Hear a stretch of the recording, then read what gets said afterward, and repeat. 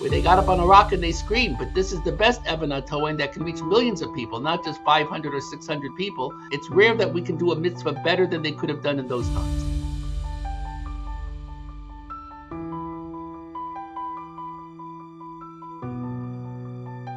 Good morning. It is a pleasure to be here with two distinguished friends. I have Dr. Josh Fox from the Five Towns and Rabbi Ezra Sarna.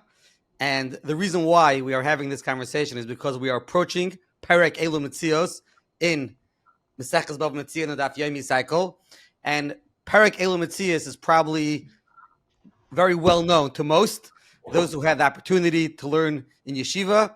I would say a majority of yeshivas begin learning Perek Elu Metzios in 5th grade or 6th grade.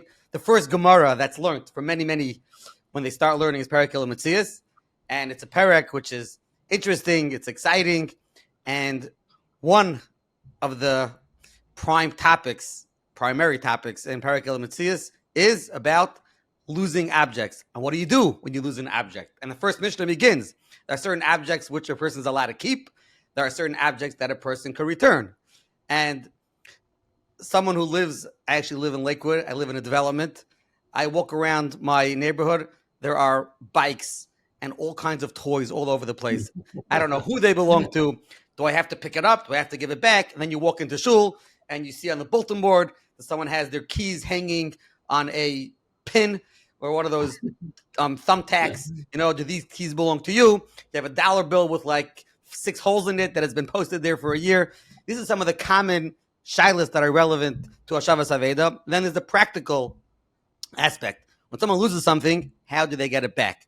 So Baruch Hashem, we're in a world where technology has helped us advance this area. And I want to introduce Dr. Fox, and he'll give us a little bit of a background. But he is someone that the mitzvah of Hashavas Aveda has been on his mind for quite some time. And we have Rabbi Ezra Sarna, who I have the pleasure to work with at the OU. He's the director of Halacha initiatives. There are many different initiatives that are relevant to the Jewish world that he's involved in, whether it is Eruv, whether it is Stam. Some of the things are more in development stages, but someone who's been very involved. And he has been involved working with Dr. Fox, developing a platform that, A, makes it easier for people to post lost objects and find lost objects, and also learn some of the relevant halachas for this mitzvah. So that is a website, aveda.com. Dr. Fox, why don't we begin with you? Give us a little bit of your background, where you grew up, where you're from, and if you want to get right into how did Hashavas Aveda become a mitzvah that you're passionate about? It's actually, I grew up in Dayton, Ohio, and my father started the day school there, the Hillel Academy. I was in the first class. Every year we grew, and eventually my father started the high school for my daughter. And in little town, but big things can be accomplished. My father was makar of many people in the little town of Dayton, Ohio. How I got passionate, it's actually interesting. Someone asked me this question yesterday, and for at least over the last 20 years, I've been very interested in this topic. I remember one time I was on a date, and I left my wallet in a thing called a phone booth. And then I realized it, and I ran back to the phone booth, and someone posted, "Whoever lost something, please call me." This is in Midtown Manhattan. And I went to the person, and the young lady was so nice. I offered her money. It made such an impression on me. It was such, my heart went up, and, you have so much in your wallet. And this was before the day of cell phones, and your whole life is there. And, I know that it was a tremendous chizuk to me.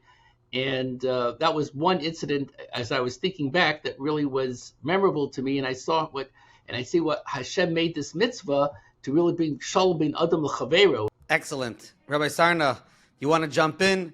What was your first introduction to Dr. Fox, and what's been happening under the hood since then? Now, every once in a while, you meet somebody. In the OU, I meet lots of different people. And there's some people that just strike you as so genuine and so idealistic and so real. You almost want to knock on them to see if they're real. And so Dr. Fox was definitely someone that I wanted to knock on. But the truth is that I knew his kids already. So I knew he was real. He could see the pears of the Elan are already blossoming. And Dr. Fox came in and he said, there's this mitzvah that he feels that has been left. Part of it is that it's hard to do. Part of it is that people don't know what to do, and part of it is that we live in a culture where money and possessions are not as valuable to people anymore. They just drop things, and it really, something's lost. And so for the mitzvah itself, like Dr. Fox said, the Chazal say you have to treat every mitzvah equally. You don't have a mechashev mitzvah kala mitzvah chamura she'ein ata yodea matan scharan shel mitzvahs. You don't know. So who says that Hashavas Aveda is not going to be the one to take us over the top, to bring us to Mashiach? We also as part of this process, when Dr. Fox mentioned the idea to us, it's such a simple idea to help Klal Yisrael. We found that there were others who had tried, attempted building websites as a central place for Hashavas Aveda, and we reached out. I found the contact information of a beautiful Jew named Shmuel Hafner. And we reached out to him. He said the whole world, the entire Bria is a Hashavas Aveda. Now, Kadosh Baruch Hu created a world that was close to perfect, and then it went away from that. And so the whole tachlis, the whole reason for all of our existence is to bring the world back, to bring Kadosh Baruch Hu's world back to Him. So we got to start somewhere. We got involved. Dr. Fox had this idea, and I've been trying to help Dr. Fox get there, and I think we're there, and we're excited to bring it to the world. I would just add to that we think of Yaakov Avinu going back for Pachim Ketanim, and those Pachim Ketanim, that's everybody's lost object with the things that they were left behind, the worry, the Agmas Nefesh. So he went back as a tzaddik. I think Rashi brings down for a tzaddik, his every object is so chaviv to them because they know it's all part of the Ribono Shalom. Everything belongs to Ribono Shalom. So I hope this will eventually spread to every city in the United States, to across the globe, around the world, translate into Spanish, translate into Italian, to be in many around the world. That's what we want. So this mitzvah will be accomplished. But we have to value little objects. We have to realize everything's from the Ribono Shalom, and this mitzvah it's a mitzvah d'oraisa, like Rabbi Sarna said, that's being trampled upon. And I view it comparable to the mitzvah of Shatnez 30 years ago. It was sort of resurrected and established, and now who would think of not getting their suit checked for Shatnez? Right, and I think if you take a look at the website, pages on the website have guidelines, and some of these ideas that we're sharing, I think, is really what makes it relevant. Because I think it's one of the mitzvahs, as you mentioned, people walk around, they don't really know exactly how to treat the mitzvah and how to deal with the mitzvah. And like I mentioned at the outset, you walk by, you see a bike on the floor, you see a dollar bill on the floor, and it really depends where you are. Sometimes you feel like you're only worried and care about the big things. You see someone lost their tefillin and people are worried how to get his tefillin back. But I think it's important to bring out the Pachim Ketanim aspect, the way people treat other people's property. And these are all toitza'os, outcomes of this beautiful mitzvah. So if you want to discuss either Rabbi Sarna and or Dr. Fox, what specifically did you add to this website? I see something which seems cool to me in today's technology. You don't even have to come check. If someone found your object, you're going to be notified automatically. You may talk about some of the technology that's been in place to move this forward.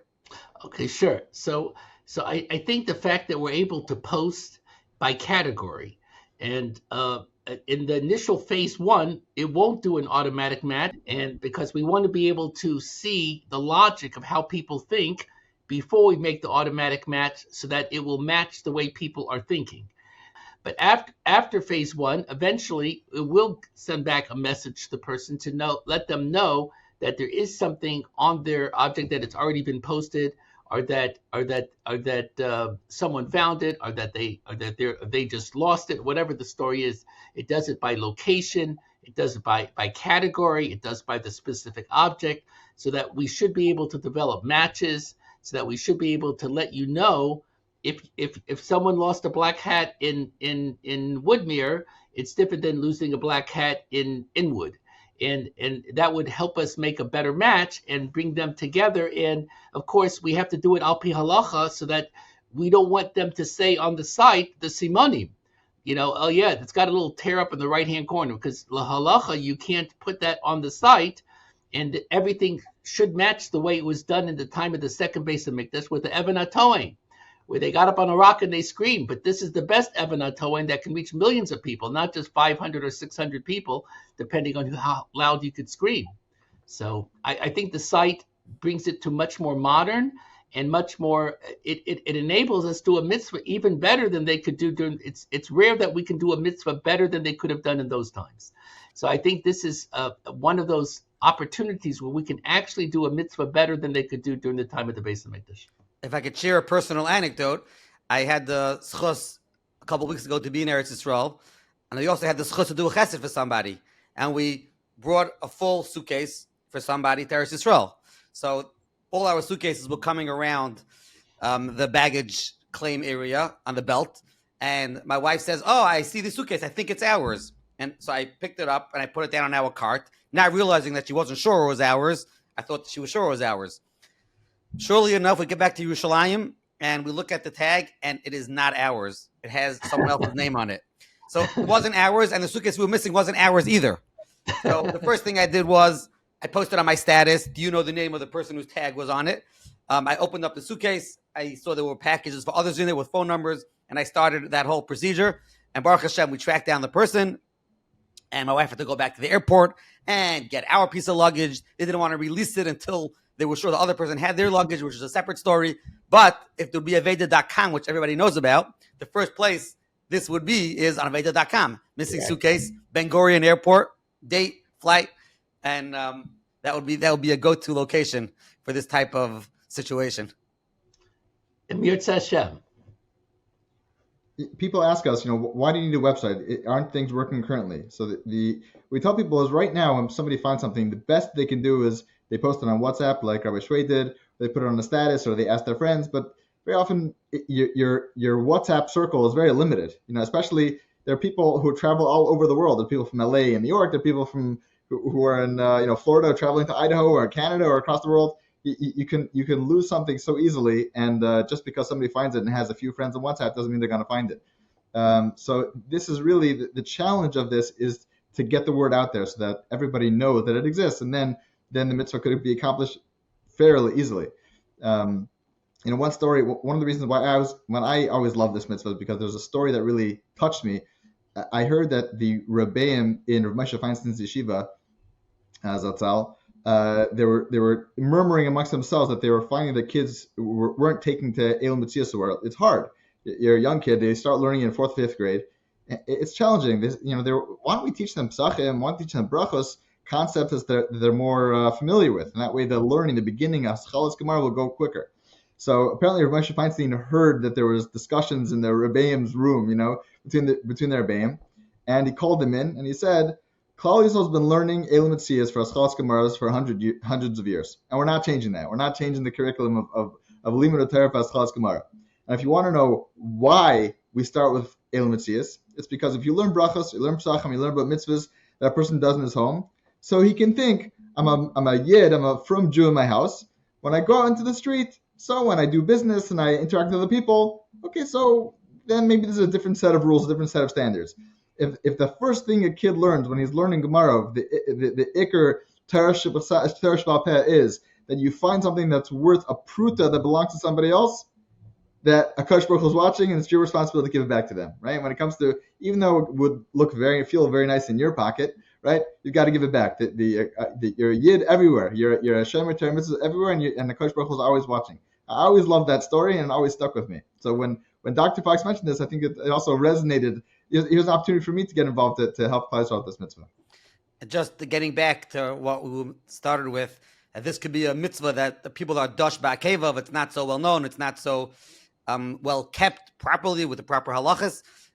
Just to plug our own work, we haven't finished yet. We were going through Chaim Kanievsky's Svarim. It's fascinating. Most people know a couple of his Svarim, a couple of the more well-known Svarim that he was involved with, and some of we see his Shilas and Chuvas that come out different places. Chaim Kanievsky wrote many Svarim on mitzvahs that he writes himself at the beginning in the Hakdama to these Svarim. The reason why I'm writing these Svarim is because these are mitzvahs that people aren't either aware of, they're not careful about. And he writes a sefer on the mitzvah of Egla Arufa. He'll write a sefer on the mitzvah of Soives Kakav, tattoos, and how it's relevant today, exactly where it's relevant. He'll take a mitzvah and spend Reb Chaim Kanievsky's time, lots of time going through it and writing the sefer. So Hashavas Aveda is also something, and perhaps we'll have a sefer. We'll put out a sefer one day. There's so many interesting halachas on the website, and there are shilas that come up. This could also be a repository of people they could send in shilas that they have. By Sarna certainly will know where to send the shilas to. And I see Dr. Fox wants to comment on this also. Right. So one of the things we're doing is as part of the beginning, the inaugural, we're having about 10 different rabbanim from the 5 towns, Inwood, Woodmere, Cedarhurst, Far Rockaway, give shirim on the topic of Hashavas Aveda. And the topic of Hashavas Aveda has many different subtopics. What are the exceptions? What are the rules? How about if it's a goy? How about if it's in a yeshiva? How about what the mitzvah of Hashavas Aveda also, according to many Rishonim, has to deal with it's the mandate for a doctor to do refuah. Some say it's Rapo Yerape, same as Hashem Teshivim.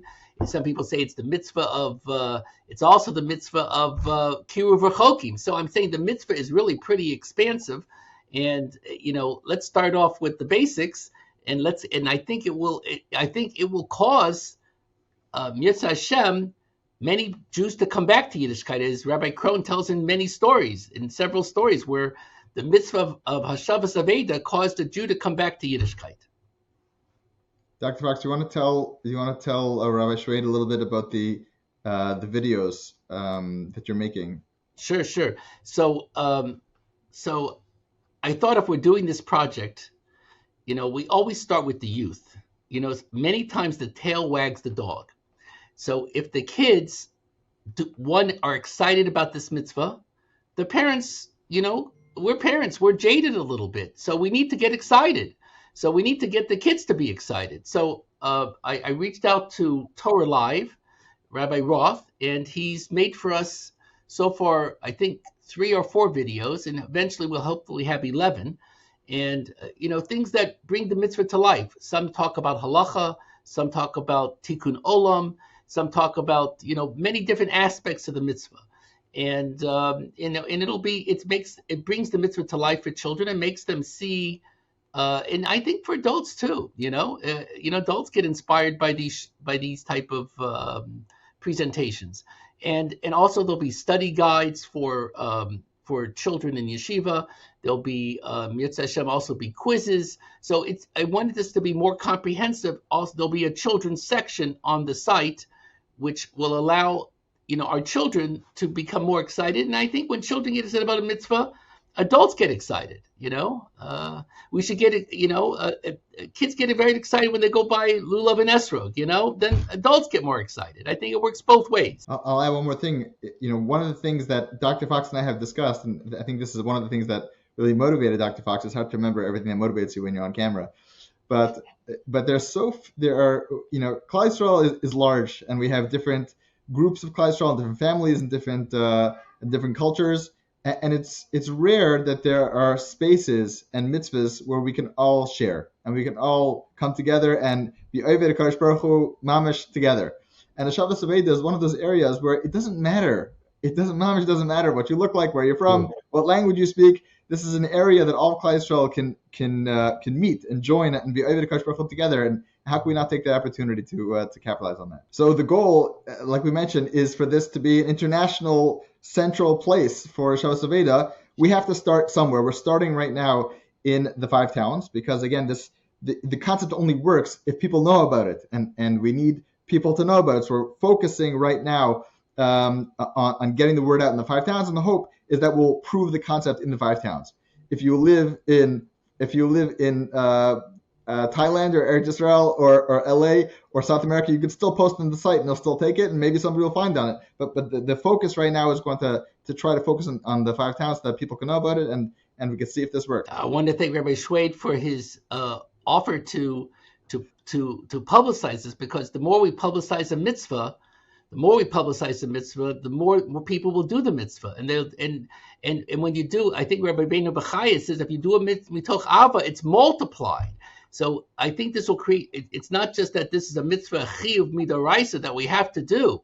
I think this, when you learn about the mitzvah, when you're going to see shirim about the mitzvah on our site, many shirim from the OU, from YU, from all around, from Torah Anytime, from all around, all different shirim, and from the 5 towns, and etc. And eventually, Mitzvah Hashem to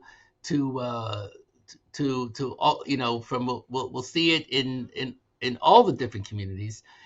This will cause a greater creation of more of the mitzvah, chavivas the mitzvah. We'll do it mitoch ava, not just mitoch yir. Aveda.com is now live, and you could go on to Aveda.com and see what's available. But I think even more importantly, because Rabbi Sarna has mentioned that the actual lost and found part of the site is being focused now on the 5 towns, but the other areas of the website, the Torah shiurim and the Torah outlines regarding this mitzvah, are available for one and for all, wherever you are. If you're in Thailand or Eretz Yisrael or Lakewood or 5 towns or Florida or Croatia, wherever you may be.